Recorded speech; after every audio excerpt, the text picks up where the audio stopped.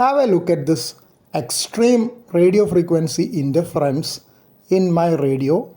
The spectrum scope is full of noise and I was wondering what this is due to. Later I found that it is due to a small SMPS which gives power to a 16 watt external speaker connected to my laptop, which is kept nearby the radio.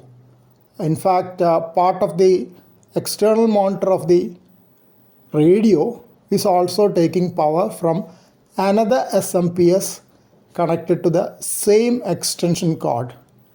But that SMPS does not give this type of disturbance in my radio. You can see that this is the baseline level of noise when the volume of the speaker is kept low.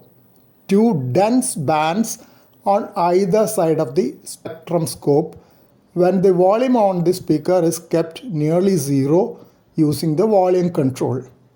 But if I increase the volume, what happens is that the width of the RFI or radio frequency interference increases with a little decrease probably in the density of the signal. As I am increasing the volume, you can see the extent of spread on the band right from 14 megahertz to 14.5 megahertz you can see. Beyond that also it might be there, but I won't see because this is only a 500 kilohertz display over here. So density is decreasing but spread is increasing as the volume of the speaker is being increased. That's what you are seeing here. Now I'll reduce volume and then it will come down also. This is probably the maximum level where it has been spread throughout but thinner signal. The extreme extent I would not know, because if I had used 1000 kilohertz spread or higher spread, maybe I would have picked up the more extent in the band of the RFI. I'm sure there are so many harmonics or something like that generated from that small SMPS. And this is when the volume is being reduced. Volume of the speaker is being reduced. I repeated this several times to make sure that this is the exact reason. Again, change in volume and increase in the RFI band spread of the signal.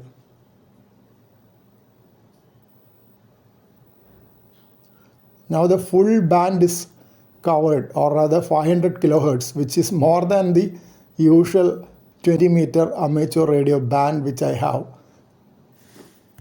This is the small SMPS which is creating this noise in my radio, QRM or whatever you call it. The first instance was using endfed antenna having an ugly balun or coil of coax near the feed point, which is the cable was HLF 200, the thinner cable.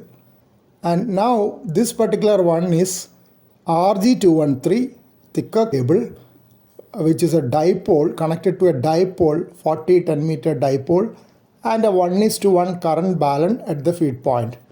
The signal intensity of the bands are lesser and other background noise is also lesser, even though there is some difference in timing of about 15 minutes between the two recordings. This you can see spreading of the signals when the volume is increased. But even though spread is more, density is lesser on the band. That's probably because of better shielding and also difference in characteristic between the two types of antennas. And now you have no signal because the SMPS has been switched off.